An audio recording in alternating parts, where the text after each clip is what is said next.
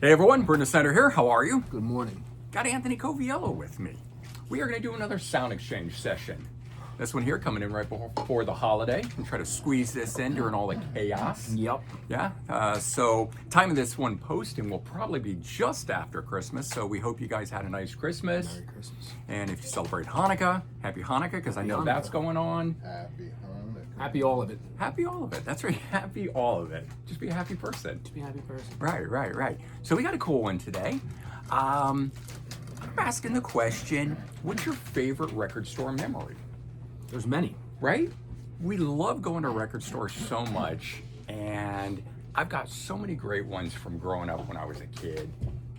The first one that came to my mind when I was thinking of this was midnight release parties. Midnight releases were great. Weren't they? Man. I mean, as a kid, and you want a brand new album, and you don't want to wait till that next day when the store opens. Tuesday, which was Tuesday back then. So Yeah. we went Monday night at midnight. Well, right. And if it was during the school year, I had to go to school all day and then get out of school to go get it, right? So it was even worse. So midnight, if I could go, and I remember going to get the new Megadeth, do it for a midnight release, and radio station was there, and they were doing giveaways. Yeah.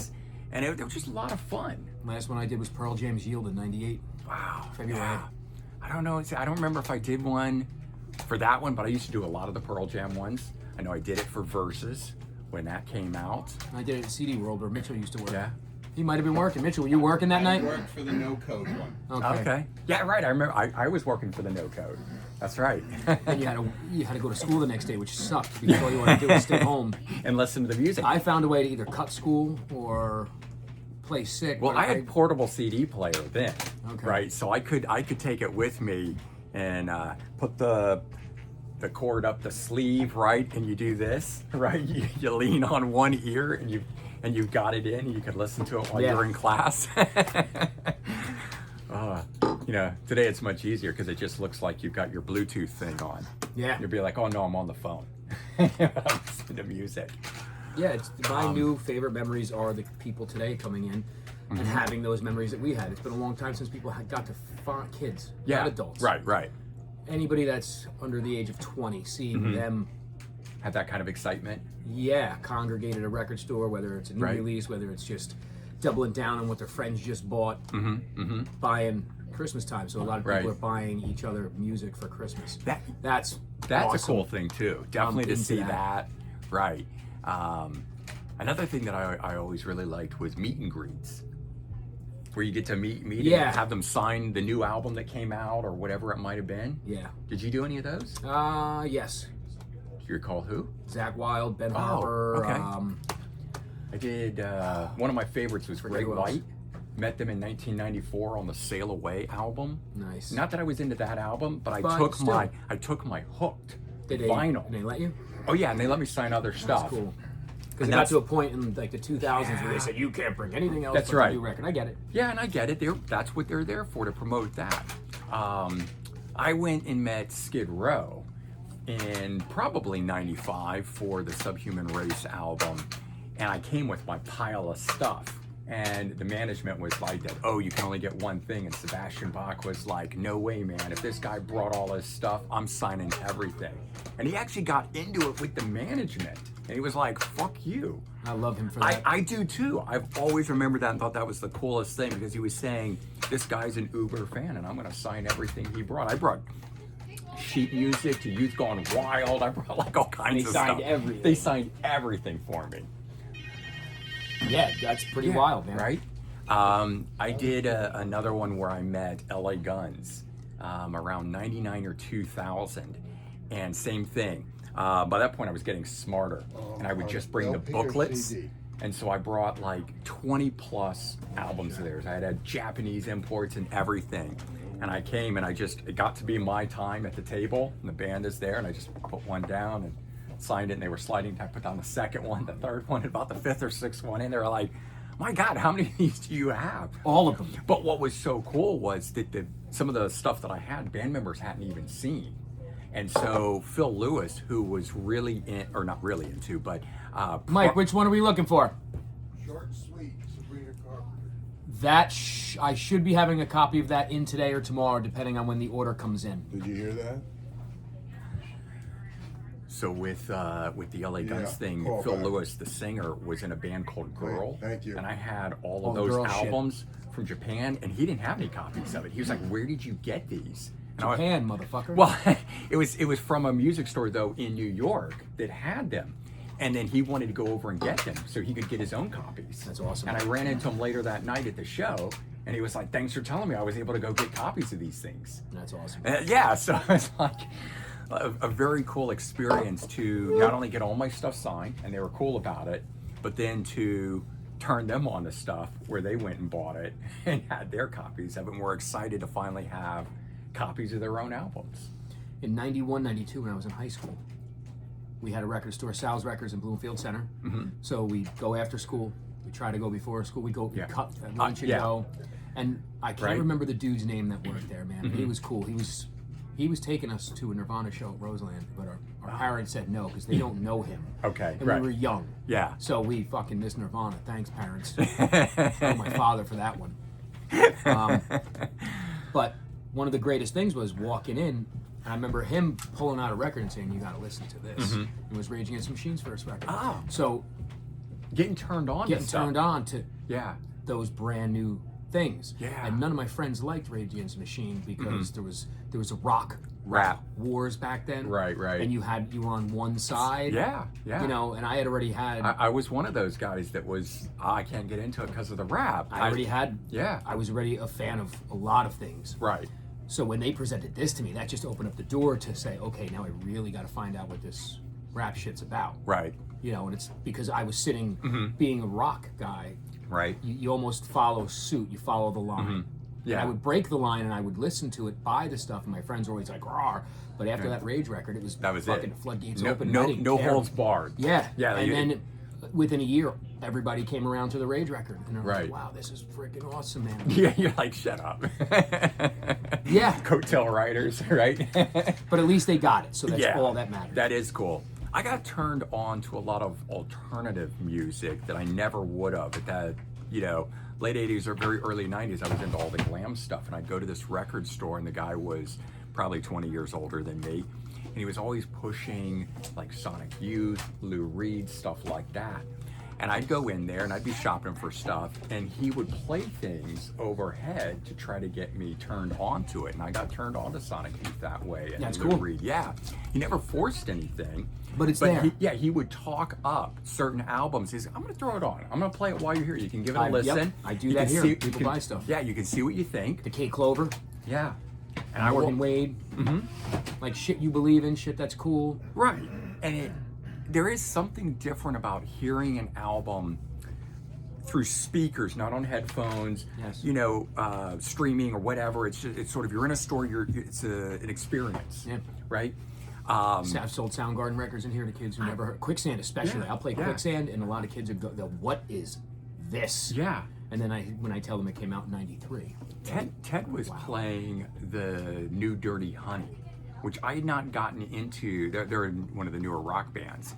And I had not gotten into the first one that band had put out. I don't know, it didn't move me, whatever. And he was playing that in here, and the album moved me. And it was like, what are we listening to? And I ended up walking out with it that day, and I've been a fan of theirs ever since. So it's still, awesome. it's still happening today.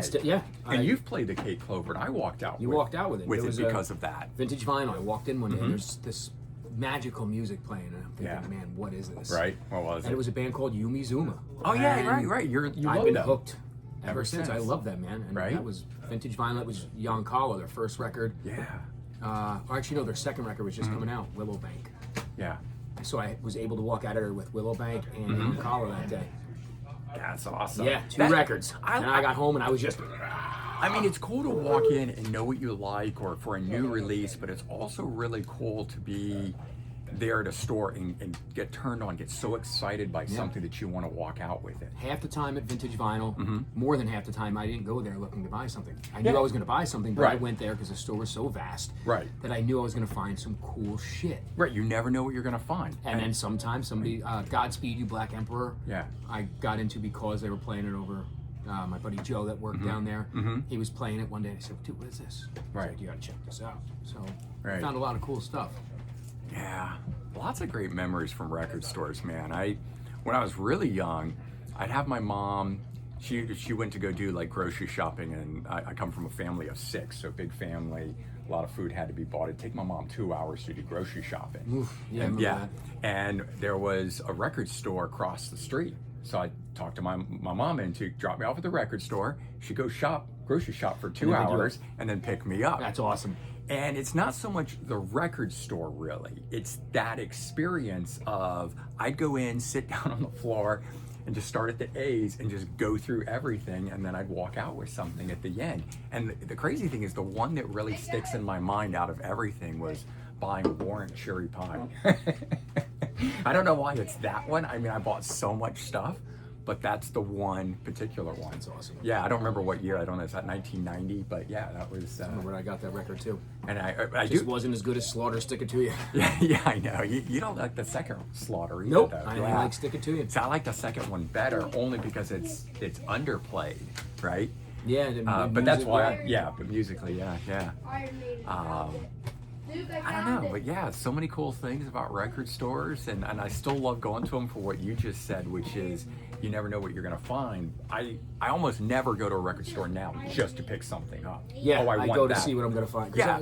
it's all about hole filling now. Yeah, and I'm like, I go to record stores when I feel like going to a record store. So it's sort of be like I wake up and think, oh, I feel like I'm going to a record store today. I did that yesterday. Not because I necessarily need new music or You I just- need, yeah, Sometimes you just want to be in a record store. yeah, and you want to go through the stuff. You want to, see what you find. You want to be around people, talk music. Yep. The Right? place I went to yesterday was closed. Oh no! What was the place? I can't remember the name of it. Oh no! Tenafly. John went Okay, there. Tenafly. So we went, Okay. and Yeah, it and they were was- closed. Yeah, it said 12 to 5. We got there at 3. Ah, Lights were on. Oh my goodness, I hate that. Maybe they were just like at lunch across the street picking it up. No, we called. You called. Okay. Went right to voicemail, but the lights were on in the place. So I've we, had- we hung out for a couple minutes, Yeah. and I'm like, maybe I know.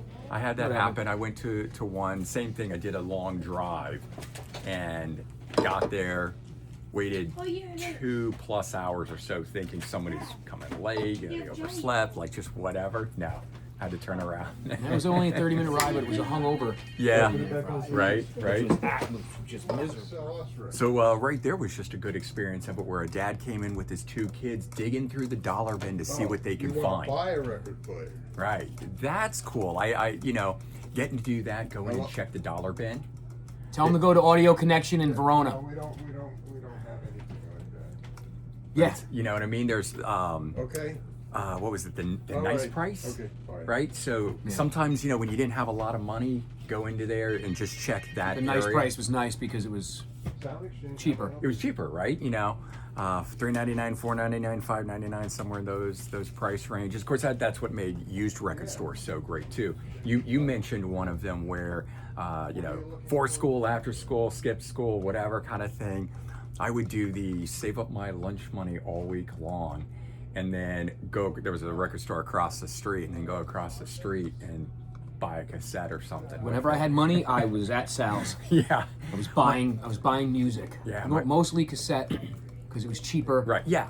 And then when I got the CD player, it was bummer because Right. it cost a little more for the CD, but you had to have the shiny disc over the cassette. And at that time, CDs came with a couple extra songs. Sometimes. Yes, remember Not- that shit? Yeah, Jerks. bonus stuff. I know. See, they should be putting the bonus stuff on the vinyl because it costs more. Well, now they should, but it didn't Right. fit on the vinyl. I know exactly. So they still put the bonus on the CD, and then the vinyl people get screwed. Yeah.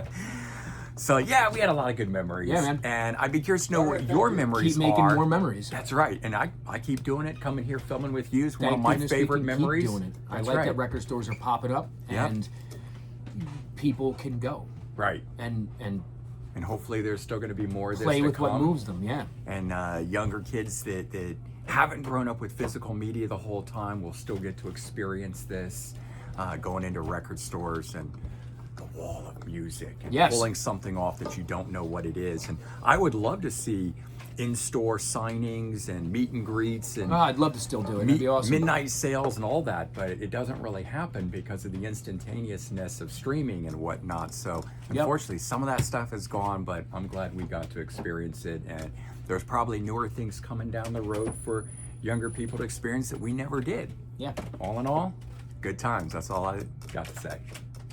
All right, everyone. Merry Take care. Christmas. Have a good one. Merry Christmas. Happy Happy New Year. Hanukkah. And Happy New Year. See you soon.